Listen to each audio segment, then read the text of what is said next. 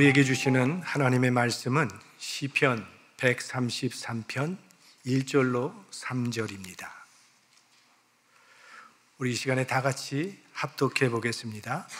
형제가 연합하여 동거함이 어찌 그리 선하고 아름다운고, 머리에 있는 보배로운 기름이 수염 곧 아론의 수염에 흘러서 그 옷깃까지 내림 같고, 헐몬의 이슬이 시온의 산들에 내림 같도다. 거기서 여호와께서 복을 명하셨나니 곧 영생이로다. 아멘. 지난 2년간 팬데믹으로 인해서 함께 모여 예배드리기도 힘들고 모임을 갖기도 어려운 상황이 되었을 때 처음엔 좀 당혹스러웠지만, 하지만 이 기간을 신앙의 홀로서기의 기회로 삼을 수도 있겠다고 생각을 했습니다. 그래서 작년에 표어를 Begin Again, 말씀과 함께라는 이런 표어를 정해놓고 스스로 말씀을 읽고 묵상하며 기도하는 큐티 생활을 통해서 홀로서기에 힘써왔습니다. 감사한 것은 그래도 많은 교인들이 이 큐티를 통해서 홀로서는 경건 훈련에 힘써 오셨습니다. 2021년이 지나갔다고 큐티까지 졸업하지는 마시고 앞으로도 계속 이 큐티 생활을 이어가셔서 시냇가에 심기운 나무처럼 시절을 쫓아 과실을 맺고 잎사귀가 마르지 아니하는 그런 풍성한 삶을 계속 이어가실 수 있기를 축원합니다. 지난 2년이 홀로 서기를 힘써온 해였다면 금년은 함께 서기를 힘쓰는 해가 되면 좋겠습니다. 그래서 표어를 동행이라고 정했습니다. 더불어 사는 삶, 이렇게 얘기할 수도 있겠죠.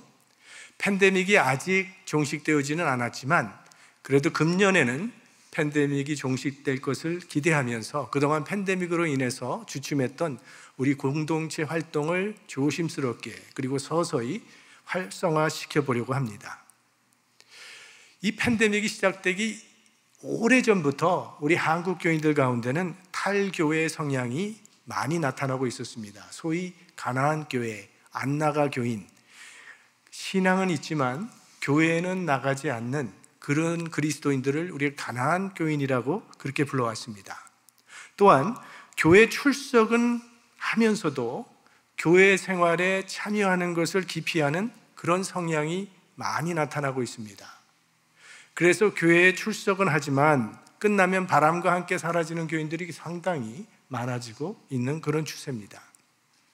근데 이 기독교 신앙은 개인적인 신앙과 단체성의 양면이 있다는 것입니다. 신앙의 출발은 분명히 하나님 앞에서 개인적으로 결단을 해야 합니다. 부모님이 그리스도인이라고 나도 저절로 그리스도인 되는 거 아니고, 내 집안에 예수 믿는 사람이 많다고 내가 저절로 그리스도인이 되는 거 아닙니다. 반드시 하나님 앞에서 개인적으로 결단을 하고 하나님과 개인적 관계가 맺어져야 신앙이 출발하게 되는 것이죠. 철학자요 신학자였던 키에르케고르는 신앙이란 하나님 앞에 한 개인이 홀로 서는 단독자의 결단이다, 이렇게 말을 했습니다. 이와 같은 개인성과 동시에 우리 기독교 신앙은 단체성, 즉 공동체적인 특성이 있습니다. 예수 그리스도 안에서 거듭나는 그 순간에 우리는 모두 그리스도의 몸인 교회의 지체가 된다는 것입니다. 아기가 태어나자마자 한 가족의 일원이 되는 것처럼 우리는 중생하면서 동시에 그리스도의 몸인 교회의 한 지체가 되는 것입니다. 아기가 태어나면 혼자 자랄 수 없죠. 반드시 가족의, 특별히 부모의 도움이 필요한 것처럼 교인도 거듭난 후에는 교회의 돌봄과 보살핌이 필요한 존재입니다. 그래서 칼빈은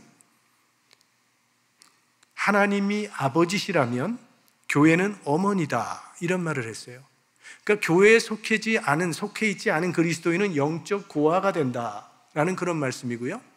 자, 몸이라는 이 바디에 붙어있는 여러 가지 지체가 있지 않습니까? 눈도 있고 코도 있고 손도 있습니다. 이 지체가 몸에 붙어 있어야 가치가 있는 것이고 기능을 발휘하는 것이지, 몸에서 떨어져 나간다면 어떻게 되겠습니까? 손이 나더러 나는 이제 몸에 붙어 있기 싫다 하고 손이 떨어져 나가 버리면 손은 기능을 상실할 뿐만이 아니라 가치도 상실하게 된다는 것입니다. 그래서 건강한 신앙이란 개인의 신앙과 공동체의 신앙의 조화를 통해서 이루어지게 되는 것입니다. 큐티를 통해서 개인의 신앙을 세우고 이렇게 예배를 통해서 은혜를 받으며 내가 받은 그 은혜를 형제들과 함께 나눌 때 내 신앙도 뜨거워지고 형제의 신앙도 함께 뜨거워지면서 함께 건강한 신앙인으로, 성숙한 신앙인으로 세워지게 된다는 것입니다. 교회 공동체에 속하지 않으면 성취될 수 없는 것이 있습니다. 먼저는 신앙의 성숙을 이룰 수가 없습니다. 성숙해진다는 것은 홀로 되는 것이 아니라 관계 속에서 이루어지는 것이죠. 인격의 성숙이 관계에서 이루어지는 것처럼 신앙도 인간 관계 속에서 성숙되도록 되어 있습니다. 가끔 보면 자녀를 출가시킬 때에 외아들이나 외동딸을 기피하는 경우를 간혹 볼 수 있는데 그거는 혼자 자라다 보면 아무래도 균형을 이루기가 힘들 것이라는 그런 생각 때문일 것입니다. 형제들이 많으면 싸움도 많고 다툼도 많죠. 근데 그렇게 밀고 당기고 싸우면서 자기 고집이 좀 꺾이기도 하고 양보할 줄도 알고 이렇게 배워가면서 사람이 성숙한 인격을 형성하게 되는 것이죠. 하나님께서는 우리를 이 성도의 교제라고 하는 이 울타리 안에 두셔서 그리스도의 장성한 분량에 이르기까지 성숙을 이룰 수 있도록 이 교회라고 하는 공동체를 우리에게 허락해 주신 것입니다. 온라인 사역이 절대로 교회를 대체할 수 없는 이유는 바로 이 공동체성, 공동체 안에서 이루어지는 성도의 교제를 온라인 상으로는 불가능하기 때문에 온라인이 교회를 대체할 수 없다는 것입니다. 축구 선수는요, 교실에서 강의를 통해서 만들어지는 게 아닙니다. 직접 운동장에 나가서 축구를 하면서 축구 선수가 되는 것처럼 신앙도 교회라고 하는 운동장이 필요하다는 겁니다. 그래야 우리의 신앙이 성숙해진다는 거예요. 여러 관계를 통해서 모난돌이 깨어지는 것처럼 둥근 성숙한 신앙인으로 성장할 수 있다는 것이죠. 그 다음에 지속적인 신앙을 교회 공동체에 속하지 않는 한 유지하기가 어렵습니다. 물론 이 개인적으로 큐티를 하면서 성경을 읽고 기도 생활을 통해서 어느 정도 신앙을 유지할 수는 있습니다. 하지만 믿음의 형제들 간의 지속적인 교제가 없이는 평생 나 혼자 신앙을 유지한다고 하는 것은 거의 불가능합니다. 하나님께서는 우리 인간을 관계적 존재로 창조하셨습니다. 여러분, 우리가 언제 가장 행복합니까? 인간관계가 잘 이루어질 때 행복합니다. 언제 불행을 경험합니까? 다른 조건이 다 좋아도 인간관계가 불편해지고 어려워지면 불행을 경험하게 되는 겁니다. 이름만 대면 다 아는 재벌 회장, 그분을 아주 잘 알고 계신 분이 이런 이야기를 했습니다. 평소 그분이 회사에서 제일 일찍 출근한답니다. 그리고 제일 늦게까지 일하고 나중에 퇴근한다는 거예요. 또 주일도 쉬지 않습니다. 휴일이라는 거 없이 매일 일을 했답니다. 이분이 이렇게 일에만 몰두하게 된 이유가 있다는 거예요. 가정이 불행한 거예요. 부부관계가 좋지 않기 때문이랍니다. 그러니까 집에 들어가기 싫은 거예요. 그래서 되도록이면 회사에서 오래오래 있을 수 있는 데까지 있다가 겨우 집에 들어가니 재벌이면 무슨 소용이 있겠습니까? 참 불행한 사람입니다. 이런 말을 들었습니다. 우리 감옥에서 죄수들이 가장 무서워하는 형벌이 독방에 들어가는 거라고 그러지 않습니까? 아무와도 관계할 수 없도록 격리시키는 것, 그게 제일 괴로운 일이라고 합니다. 우리 인간은 관계적인 존재이기 때문에 그래도 이렇게 교회에 함께 모여서 하나님을 예배할 때 성령의 역사도 더 뜨겁게 나타나는 거죠. 오순절 성령 강림의 역사는 개인적 사건이 아니었어요. 120명의 성도들이 함께 모여 기도에 힘썼을 때 일어난 집단적인 사건이었습니다. 여러분, 캠프파이어 많이 해보지 않으셨어요? 하나의 장작은 불이 그다지 크지가 않아요. 그러나 몇 개를 모아보세요. 큰 불을 일으킵니다. 그게 교회의 공동체라는 거예요. 두세 사람이 내 이름으로 모인 곳에는 나도 그들 중에 있느니라. 주님의 이름으로 모인 곳에는 주님께서 특별한 임재를 약속하셨어요. 그러므로 모이기를 힘쓰는 공동체는 성령의 역사가 있는 공동체가 되고, 모이기에 힘쓰는 교회는 신앙이 성장하도록 되어 있다는 겁니다.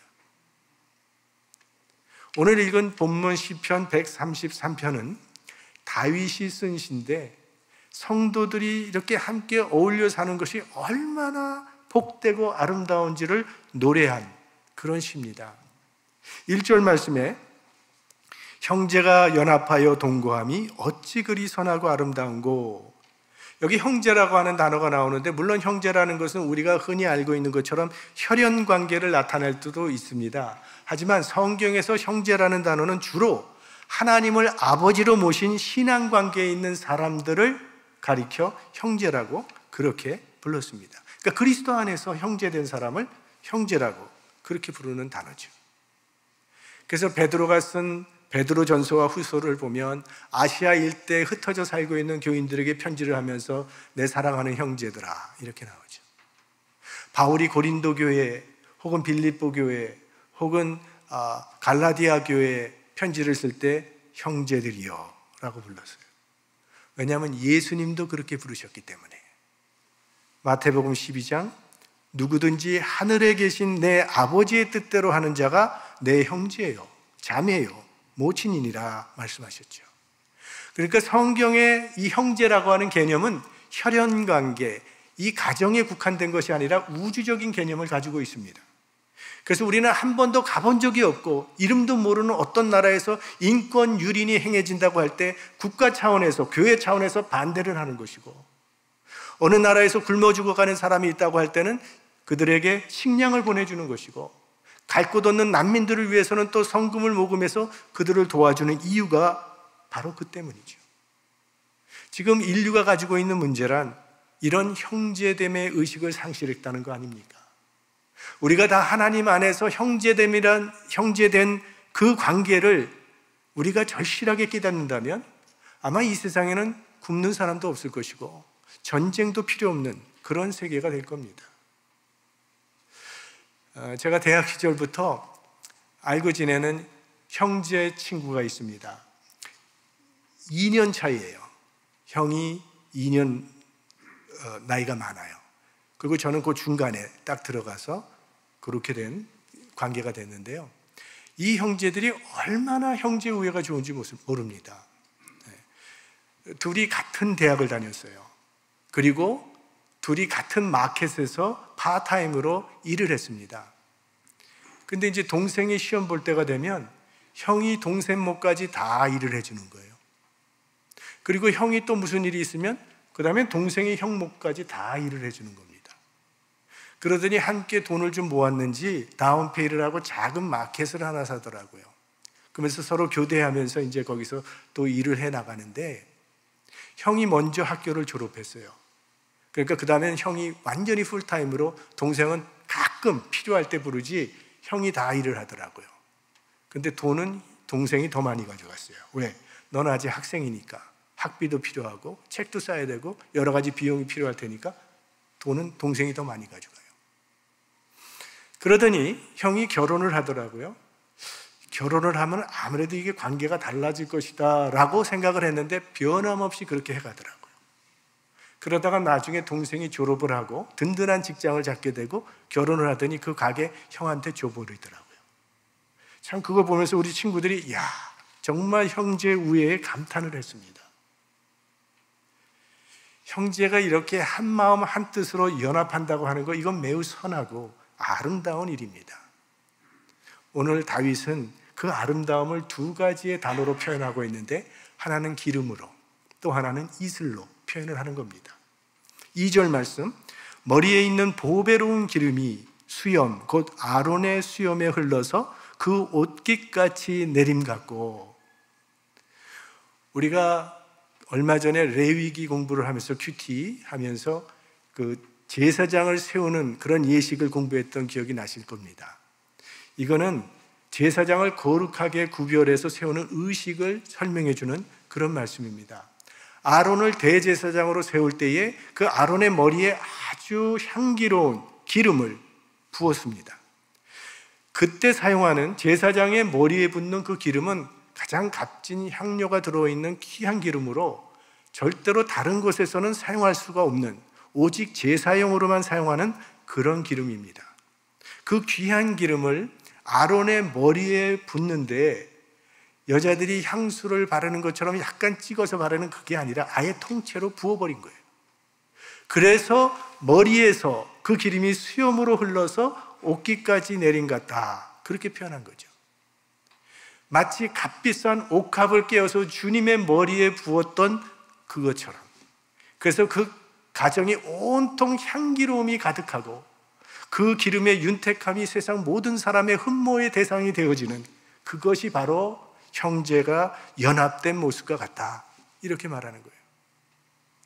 그 다음에 3절에 보시면 헐몬의 이슬이 시온의 산들에 내린 같도다. 이스라엘은요, 비가 거의 오지 않는 그런 지방입니다. 소위 이른 비와 늦은 비가 있다고 하지만 사실 그거는요, 그저 건조한 땅에 물을 뿌리는 정도로 오는 것이지 거의 비가 오지 않는 메마른 땅이에요. 그런데도 거기서 초목이 자랍니다. 어떻게 그렇게 메마른 땅에서 초목이 자랄 수 있는가 하면 밤에 이슬이 흠뻑 내리기 때문입니다. 그래서 그 시들어진 초목이 소생하는 거예요. 여기 나오는 헐몬이라고 하는 산은 가나안 지역에서 가장 높은 산입니다. 북쪽에 있는 높은 산인데 이 산의 낮은 기온이 그 대기의 수분을 냉동시켜서 밤새도록 많은 양의 이슬을 내려주는 겁니다. 바로 이 이슬이 이스라엘의 수분을 공급하는 중요한 역할을 합니다. 거기서부터 흘러내린 이슬이 이스라엘을 적시는 거예요. 우리 현대인들의 마음은 이렇게 시들어진 초목과도 같지 않습니까? 근데 그런 우리들이 이렇게 주님의 교회에 모여서 찬송하며 기도하며 말씀을 나누며 주 안에서 사랑으로 하나가 될 때 헐몬산의 이슬을 통해서 초목들이 소생하는 것처럼 우리의 심령에도 소생하는 그런 은혜가, 또 이 세상에서 주님께서 우리에게 맡겨주신 그 사명을 감당할 수 있는 그런 용기와 능력을 이런 연합된 모임을 통해서 우리가 얻게 되는 것이죠. 오늘 우리의 심령에도 이런 성령의 이슬이 내려지기를 축복합니다. 그리고 우리가 모이는 모든 모임마다 이런 성령의 이슬이 흠뻑 내리기를 소망합니다. 사실은 부부간에도 갈등이 심해지면 이혼하는 경우가 있고, 한 핏줄을 나눈 형제간에도 험악한 관계로 변해질 수가 있는데, 피가 한 방울도 섞이지 않은 사람들이 하나로 연합한다고 하는 것은 그렇게 쉬운 일은 아닙니다. 지금 우리가 이렇게 한자리에서 예배를 드리고 있지만 우리는 피 한 방울 섞이지 않은 그런 사람들입니다. 각각 다른 배경을 가지고 태어났고 다른 환경 속에서 살아가고 있습니다. 그런 우리가 어떻게 선하고 아름다운 연합을 이룰 수 있겠습니까? 무엇보다는요, 이 교회에서는 사회적 신분의 이해관계를 초월해야 합니다. 교회에서는 박사나 무학자나 평등한 겁니다. 부자나 가난한 자나 다를 바가 없습니다. 오직 한 영혼이 하나님 앞에 구원받은 사실만이 있는 것이 교회입니다. 대통령과 노동자가 한자리에 나란히 앉아 예배드리는 그 모습이 얼마나 아름답습니까? 그게 교회입니다. 일단 집에 들어가면 사회적 신분은 적용이 되지 않지요. 우리가 사회에서 무슨 신분을 가지고 무슨 일을 하든 집에 들어서는 순간은 아빠가 되는 거고 엄마가 되는 거고 여보가 되는 거죠. 아니, 집에서 아내가 사장님하고 부릅니까? 남편에게? 자녀가 아버지에게 회장님하고 부릅니까? 제가 집에 들어갔는데 아내가 저더러 목사님 하면 닭살 돋을 겁니다. 하나님의 집에 발을 딛는 그 순간 사회적 신분은 다 사라져버리고 형제 관계가 이루어진다는 거예요. 그게 교회입니다. 사실 저도 우리 교회 부임한 지 얼마가 안 돼서 저분이 장로님인지 집사님인지 권사님인지 집사님인지 모를 때가 많아요. 그리고 또 어떤 분은 권사님인데 집사님하고 부르면 기분 상하기도 하잖아요. 그러니까 아예 교회에서는 이런 신분 다 없애버리고 그냥 현재 자매만 해도 참 좋겠다는 생각이 듭니다. 예수님께서 너희는 돌이켜 어린아이같이 되라고 말씀하셨어요. 왜? 어린아이들은 연합이 빨라요. 피부 색깔이 달라도, 언어가 달라도 전혀 문제가 되지 않습니다. 애들 노는 거 보세요. 어린아이들은 한국 아이는 한국말하고 일본 아이는 일본말하고 스페니쉬하고 영어로 하는데 다 통해요. 1시간도 안 돼서 좋은 친구가 되어버립니다. 근데 어른들은요, 분명히 한국말로 대화를 나눴는데 나중에 딴소리예요. 또 복잡하게 따지는 게 많아요. 직업이 뭡니까? 고향은 어디입니까? 어느 학교 나왔습니까? 어떤 신분의 사람인가를 굉장히 알고 싶어 합니다. 아이들은 이름만 알면 되는데, 교회에서 사회적 신분 같은 인간적인 냄새가 나기 시작하면 그때부터 교회는 병들게 되는 겁니다. 교회는 이런 사회적인 신분을 초월해야 교회요, 아름다운 연합이 이루어지게 된다는 거죠. 또한 민족적 이해관계도 초월할 줄 있어야 합니다. 우리 중에는 다른 인종과 결혼하신 분도 계시고요, 우리 중에는 경상도 출신도 계시고 전라도 출신도 계시고 서울 출신도 있고 이북 출신도 있습니다. 출신이 어디냐 같은 시시한 경력 따지기 시작하면 하나 될 수 없습니다. 이런 것들은 다 이방인들이 하는 일이요, 은혜 받은 하나님의 백성들은 성령 안에서 모든 사람을 다 수용하고 모든 사람을 사랑하는 겁니다. 1984년도에요 일리노이주에서 선교대회가 있었습니다. 그때 제가 대학부를 다니면서 함께 참여를 했었는데요, 그때 약 2만 명의 그리스도인들이 모였어요. 대학 캠퍼스에서 일주일 동안 찬양과 기도와 말씀의 축제를 했는데, 정말 언어도 다르고 인종도 다르고 문화도 다른 이 2만 명이 하나가 되었던 그 감동이 지금까지 생생합니다. 이유는 하나밖에 없어요. 우리는 다 한 하나님을 섬긴다는 그 이유 하나입니다. 마지막 날에 성찬식을 했어요. 근데 성찬식 하는데 제 옆자리에 이제 처음 보는 이제 백인 학생이 앉았는데, 굉장히 덩치가 큰, 풋볼 선수처럼 덩치 큰 학생이 앉아 있었습니다. 근데 성찬식이 다 끝났는데 이 친구가 막 눈물을 흘리더니 옆에 있는 저를 쫙 껴안더라고요. 그 친구도 날 모르고 나도 그 친구 몰라요. 그러나 전혀 어색함이 없이 선하고 아름답게만 느껴졌습니다. 그와 나는 도대체 무슨 관계가 있길래 그런 것입니까? 그냥 예수 그리스도 안에서 한 형제가 되었다는 이유밖에 없습니다. 오늘 다윗은 하나님 앞에 예배드리기 위해서 성전을 향해서 순례의 길을 가고 있는 자기의 동료들을 바라보면서 각각 배경이 다르고 생활이 다르지만 그래도 하나님께 예배드리고자 하는 그 마음의 일치가 된다는 것을 보면서 너무 감격해서 이 아름다운 시편을 노래한 것입니다. 형제가 연합하여 동거함이 어찌 그리 선하고 아름다운고. 그 형제들을 바라보면서 감동이 일어난 거예요. 이건 정말 하나님의 축복이다 라고 노래했던 거죠. 우리는 세상에서 영적 싸움을 싸워야 하는 사람인데, 그런 우리들을 위해서 하나님께서 교회라고 하는 공동체를 선물로 주신 것입니다. 이 교회의 자랑은요, 교인 수가 아닙니다. 건물이 아닙니다. 얼마나 좋은 프로그램을 많이 있는가, 그것도 아니에요. 교회는 주님 안에서 하나가 돼서 화목하게 어울려 지내는 곳이 교회입니다. 이런 화목한 교회는 하나님께서 축복해 주시겠다고 약속을 하셨어요. 3절, 거기서 여호와께서 복을 명하셨나니 곧 영생이로다. 그러니까 형제의 아름다운 연합이 이루어지는 그곳에는 하나님께서 영생의 축복을 주시겠다는 그런 말씀이에요. 서로 미워하고 서로 다투는 사람들께 영생을 주신다면 그건 문제 아닙니까? 영원히 미워하는 사람과 얼굴과 얼굴을 맞대고 살아가는 광경을 생각해 보세요. 지옥이 따로 없죠. 영생은 사랑하며 화목하는 자에게 주어지는 하나님의 축복입니다. 예배도, 신령과 진정한 예배도 화목할 때 가능해집니다. 예수님께서 산상수훈에 말씀하셨죠. 예물을 제단에 드리다가 거기서 네 형제에게 원망 들을 만한 일이 있는 줄 생각나거든 예물을 제단 앞에 두고 먼저 가서 형제와 화목하고 그 후에 와서 예물을 드리라. 다투고 원망하고 비난하면서 예배 드려봐야 하나님이 그 예배 기뻐 받으시지 않는다는 거예요. 그래서 먼저 화목하고 오라고 말씀하십니다. 먼저 하나가 되라는 거예요.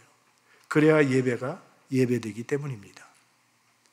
교회가 화목하고 하나 되지 않는 한 하나님께 영광을 돌려드릴 수가 없습니다. 교회가 세상에 뭘 보여주기 전에 먼저 해야 할 일은 우리가 정말 사랑하며 화목한 공동체를 만드는 것입니다. 물론 교회가 해야 되는 좋은 일 많이 해야 해요. 그러나 그런 일, 좋은 일을 많이 하면서 다투면서 한다면 하나님께 영광이 돌아가지 않는다는 거죠. 우리가 귀한 손님을 초청했습니다. 그리고 진수성찬을 차려놓고 맛있게 드시라고 하면서 옆에서 부부가 싸워요. 음식이 들어가겠습니까? 코로나 바이러스만 전염성이 있는 게 아닙니다. 비난과 원망도 코로나 바이러스처럼 전염성이 있기 때문에 교회를 망가뜨리고 영혼을 무너뜨리는 일을 한다는 거예요. 그런 악성 바이러스가 퍼지지 못하도록 철저하게 방지하면서 우리는 건강한 공동체를 만들어가야 할 것입니다. 오늘날 많은 사람들이 교회를 보고도 교회도 다 그렇고 그런 것이야, 믿는 사람들 봤더니 다 그렇고 그런 것이야 라고 말을 합니다. 정말 교회도 그렇고 그런 것이라면 이 시대의 소망이 어디 있는 것입니까? 아니, 믿는 사람도 다 그렇고 그런 사람이라면 이 시대는 어디다 소망을 걸어야 되겠습니까? 하나님은 세상을 구원하시기 위해서 먼저 우리를 구원하신 것이고 교회를 세워주신 것입니다. 우리가 하나 되지 못하고 화목하지 못한다면 세상을 향한 구원의 메시지를 잃어버리게 되는 것입니다. 교회가 하나 되고 사랑으로 화목할 때 세상을 향한 구원의 메시지를 갖게 되는 거예요.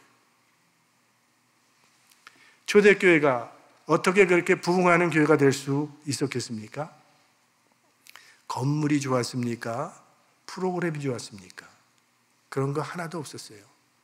형제가 하나 돼서 뜨겁게 사랑하니까, 심지어 어려운 형제들을 위해서 재산까지 내어놓는 것을 본 세상 사람들이 거기에 감동이 되어서 교회로 가서 교회가 그렇게 날마다 구원받는 사람이 더해졌던 것입니다. 우리가 어떻게 우리 플러턴 장로교회를 그런 공동체로 만들 수 있을까요? 우리 모든 성도님이 주님과 동행하며 주님을 닮아가는 것이 우리 교회 공동체가 하나 되는 길이 됩니다. 예수님이 우리를 영접해 주신 것처럼 형제를 영접한다면 영접 못할 형제가 어디 있겠습니까? 예수님이 나를 사랑하신 것처럼 형제를 사랑한다면 사랑하지 못할 사람이 어디 있겠습니까? 예수님께서 나를 대하신 것처럼 형제를 대하는 그게 하나 되는 길입니다. 십자가 안에서 유대인과 이방인의 장벽이 무너졌고 남자와 여자의 장벽이 무너졌고 주인과 종의 장벽이 무너졌습니다. 그래서 에베소서 4장에 보면 평안에 매는 줄로 성령의 하나 되게 하신 것을 힘써 지키라. 이 하나됨은 성령께서 이미 우리 가운데 주신 선물이라는 거예요. 우리 가운데 이루어 놓으신 것입니다. 우리는 이 하나됨을 잘 지켜나가기만 하면 되는 것입니다.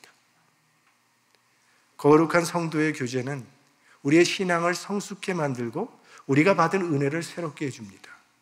성도 간의 아름다운 연합이 있는 그곳에 하나님의 나라가 임할 것입니다. 보배로운 기름이 수염에 흘러 옷깃같이 내리는 것 같은 그 향기로움과 헐몬의 이슬이 시온의 넓은 땅을 적시는 것 같은 그 은혜로움과 풍성함이 우리 플러턴 장로교회 위에도 충만하게 임하시기를 주님의 이름으로 축원합니다.